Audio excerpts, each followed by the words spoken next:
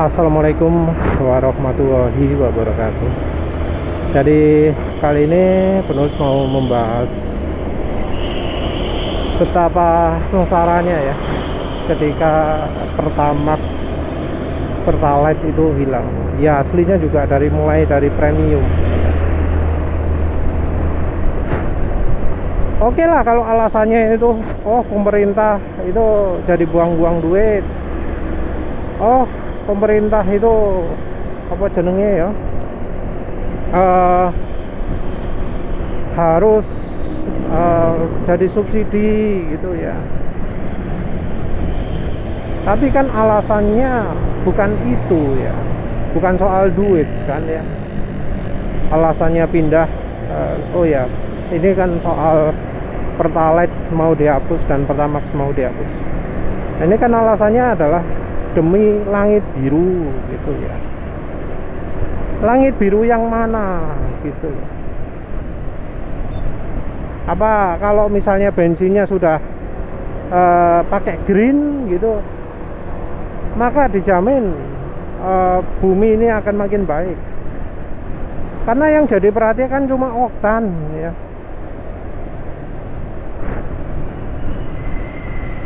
Misalnya, ini sudah nggak pakai bahan minyak bumi lagi. Tapi yang masalah adalah karena penggantinya itu loh. Penggantinya itu yang ternyata nggak baik. Penggantinya ini menyebabkan efek samping.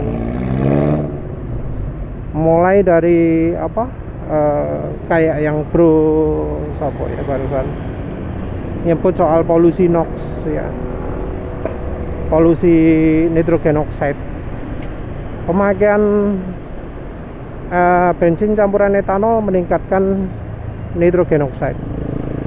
Ini sebuah konsekuensi karena kandungan energi dari bensin yang sudah campur etanol itu akan makin berkurang. Makin besar, makin banyak etanolnya, makin banyak pengurangan energinya. Hubungan dari kandungan energi ini adalah pada air to fuel ratio. Jadi AFR itu sebenarnya dibentuk dari seberapa banyak kandungan energi yang ada pada bahan bakar. Dan yang penulis tahu, kalau misalnya bahan bakarnya etanol, maka rasio AFR yang diperlukan adalah 7:1. Kalau misalnya pakai bensin ya, yang bukan etanol, itu adalah 12:1. Jadi ada beda banyak. 7:1 itu adalah udaranya 7, bahan bakarnya 1. Terus kalau 12:1 berarti 12 udaranya, 1 bahan bakarnya. Nah, misal ada kendaraan yang secara bawaan itu rasio bahan bakarnya adalah 14:1 ya, 1 dari bahan bakarnya.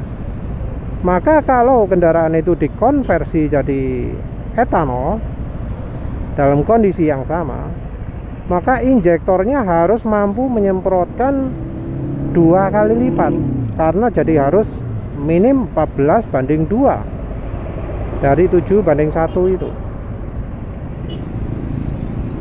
Nah, kalau motor yang bisa diatur sih enak ya, kayak motor penulis ini, mengubah setelan itu cukup dari setelan JO,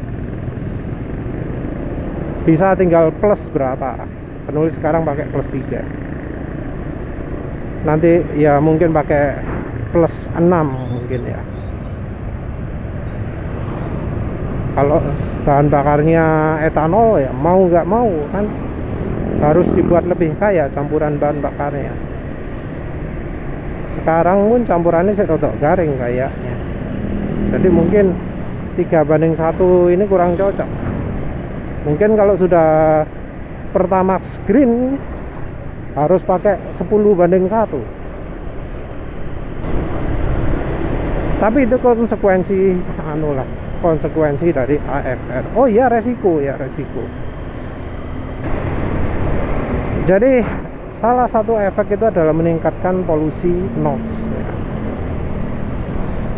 Nah, kalau polusi NOx-nya meningkat, ya otomatis fungsi hijaunya juga berkurang. Sebutnya sebagai green. Tapi ya nggak akan green beneran karena tetap ada polusi ya. Dan kemudian juga adalah efek samping dari penggunaan bensin beretanol ini adalah konsumsi bahan bakar meningkat.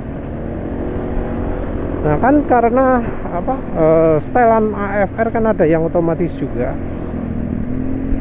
Kalau bahan bakarnya campur etanol, otomatis campuran bahan bakar harus diperkaya. Karena ya itu tadi, kandungan energinya kurang. Kalau kandungan energi kurang, harus ditingkatkan. Yang sistem otomatis akan membuat campurannya jadi lebih boros. Nah kalau lebih boros, kan jadi polusinya juga akan meningkat. Sayangnya juga penelitian soal uji emisi ini dilakukan di mesin yang goblok, di mesin yang nggak ada ECU-nya. Sistemnya karbu lah kasarannya. Kalau di kendaraan karbu ya jelas polusi berkurang.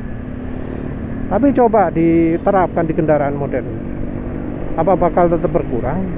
Belum tentu. Yang jadi masalah juga adalah karena penggunaan bensin etanol ini akan membuat kerusakan ya pada sistem ya semua ya, pada semua bagian dari bahan bakar.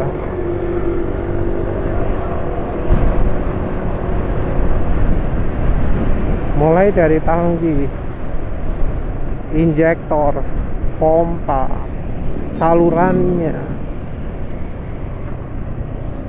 Kalau ruang bakar entah, kemungkinan juga ke oli juga, karena setahu penulis kalau bahan bakar nabati itu akan memperparah fuel dilution ya. Nanti penulis carilah hubungan antara fuel dilution dengan bensin etanol.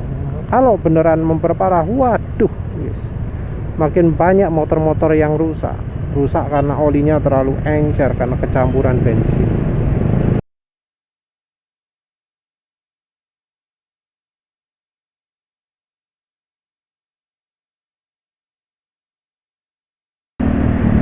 Jadi bensin etanol itu disebutkan secara akademis akan lebih menyerap air. Nah, kalau lebih menyerap air, maka artinya apa? Maka artinya karat akan lebih mudah terjadi.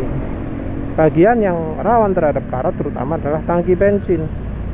Apalagi di motor Honda yang produksi lebih dari tahun 2020.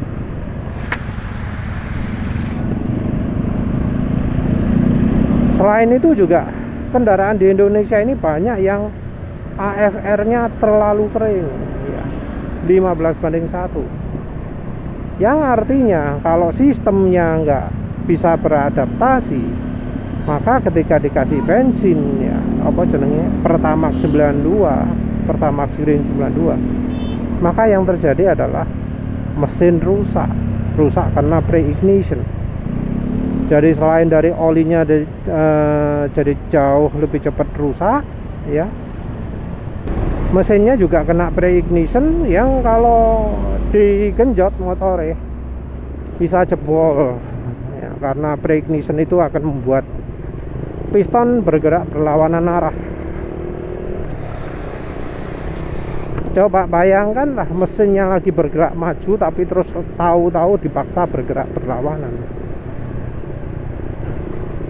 Kalau yang model motor Honda atau Yamaha ya, yang crankshaftnya cukup lemah ya, crankshaftnya jebol. lubang. Kalau yang model apa jenenge kuat gitu ya, minim bengkok bagian setang pistonnya. Kalau setangnya kuat, pistonnya bolong, lubang. Itu udah ada yang mengalami. Dua-duanya ya. Piston berlubang, setang bengkok. Tapi ada juga ya yang masalah-masalah lain seperti ya yang penulis alami. Kalau pakai bensin Pertamax Green 95 itu langsung mesinnya gak lancar, nyedat-nyedat. Kalau sudah nyedat-nyedat gitu, waduh, kalau pengen ditangani secara utuhan itu harus dilepas semua itu. Seluruh salurannya dibersihkan, diservis, bensinnya dikuras, baru setelah itu pakai full Pertamax Green 95 atau 92 gitu. Soalnya pernah ada yang di mobil ya, ketika harga Pertamax naik kemudian pakai Pertalite, jadi bermasalah semua pakai Pertalite, jadi nyendal-nyendal mobil. Baru setelah dibersihkan, servis tuntas, sistem bahan bakar mulai dari awal sampai akhir normal dalam artian nggak nyendat, tapi ya tentu performa turun.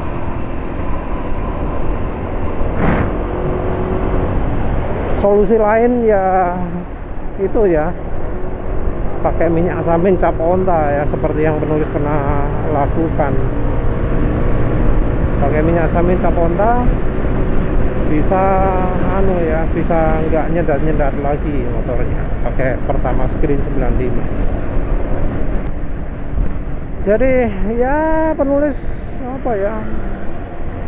menyayangkan ya, karena Pertalite hilang, Pertamax hilang, padahal dari biosolar saja sudah menyebabkan banyak problem ya, terutama untuk kendaraan-kendaraan lama yang nggak siap, jadi sering bermasalah kendaraan ya. Jadi filter solar itu harus sering sekali ganti, jadi tiap 2000 km ganti. Filter oli tiap 2000 km ganti. Olinya juga yang biasanya 5000 km jadi cuma 2000 km. Nah kalau di motor ya apa yang harus dirubah? Kalau di mobil bensin apa ada ya, misalnya filter bensinnya gitu, apakah mudah mengganti filter bensin itu? Karena kalau sulit ya jadi sumber masalah baru. Ya wes lah, itu aja. Terima kasih udah menonton. Assalamualaikum warahmatullahi wabarakatuh.